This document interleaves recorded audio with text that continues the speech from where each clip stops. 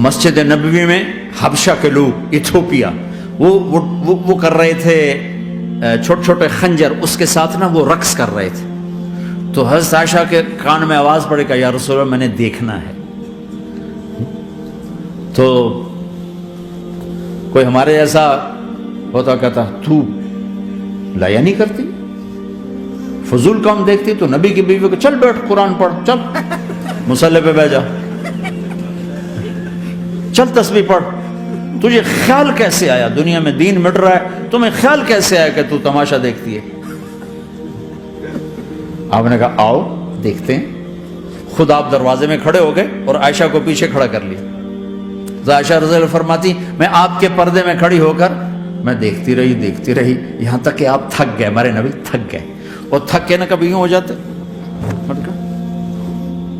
یوں ہو جاتے ایک پاؤں کا سارا، پھر کہنے لگے عائشہ بس نہ کریں. میں نے کہا نہیں ابھی میرا دل نہیں بھرا. اچھا ٹھیک ہے.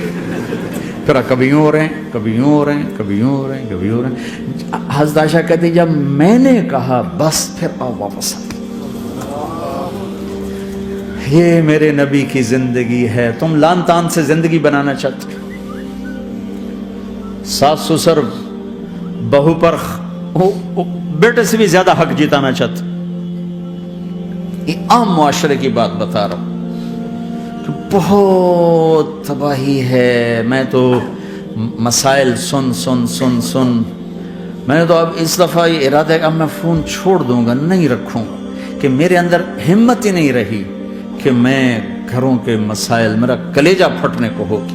ایسے ظلم ہیں. ہمارا سسرالی معاشرہ بڑا ظالم ہے، بڑا ظالم. 99.99% ظلم ہے.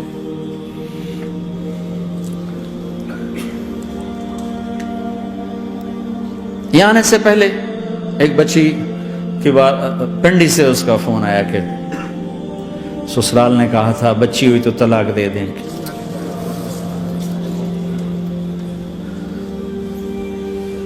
بچی ہو گئی. میں نے ہاتھ جوڑے، پاؤں پکڑے، میرا کیا قصور ہے، اللہ کی تقدیر ہے. طلاق دے دی، نکال دیا گھر سے. حج میں 2 بچی ساتھ تھے ابھی میرے حج میں. تو 22-23 سال کا بچہ تھا، اتنے سال کی بچی تھی. تو وہ میرے ساتھ حج میں اکٹھے تھے. تو ہم عرفات میں تھے. تو وہ بچہ میرے پاس آ گیا اور کہا بس مولانا میں اپنے گھر سے بڑا تنگ ہوں اور میں نے فیصلہ کیا میں جاتے اپنی بیوی کو طلاق دے دوں گا. میں نے کہا شادی کتنا عرصہ؟ کہا 3 سال. میں نے کہا بیٹا ایسا نہ کرو، میں جب حج سے ہم واپس جائیں گے نا عزیزیہ میں، تو تم دونوں میاں بیوی میرے پاس آنا. تو ہم جب واپس گئے تو میں نے پہلے اس کی بچی کو بلایا اور وہ خود ہی ملنے آ گئے کہ میرے کچھ مسائل ہیں. پھر اس نے بیچارے نے اپنا دکھڑا شروع کیا. تو کہا جی 1 سال بچہ نہیں ہوا تو میری ساس نے مجھے اتنا ذلیل کیا سسرال نے، یہ تو بانجھ ہے، یہ تو بانجھ ہے، اس کا تو ہونا ہی نہیں ہے. اور اتنے تانے کہ میرے ماں باپ بھی رو برا حال، میرا رو برا حال. پھر آخر یہ ہوا کہ چلو میڈیکلی دیکھا جائے، ٹیسٹ کیا گیا تو فالٹ بچے میں نکلا. میں تو کلیئر تھی. تو پھر میری ساس کی ٹیپ بدل گئی. تو تقدیر میں لکھا تھا ایسے، تقدیر ہے. اب تقدیر آ گئی، اللہ کی رضا پہ.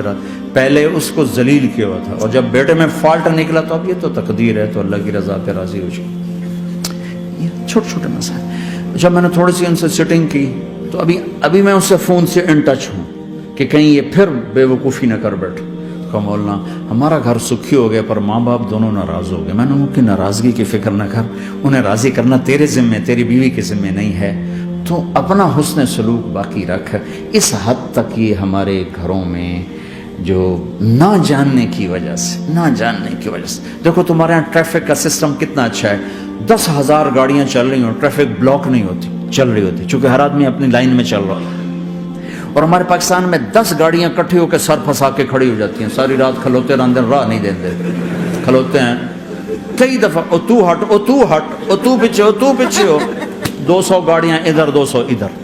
یہ چونکہ میں روز سڑکوں پہ چلتا ہوں، روز یہ تماشا دیکھتا ہوں. اگر تم اپنی لائن میں رہو تو کوئی فساد ہی نہیں. جب تم اپنا بیریئر کراس کرتے ہو پھر فساد شروع ہو جاتا.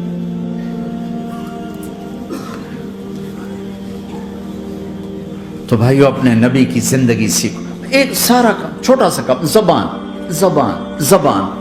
غیبت چھوڑ دو, جھوٹ چھوڑ دو, گالی چھوڑ دو, تانا چھوڑ دو, طنز چھوڑ دو, برا بھلا کہنا چھوڑ دو, بلکہ حوصلہ افزائی کرو, تعریف کرو.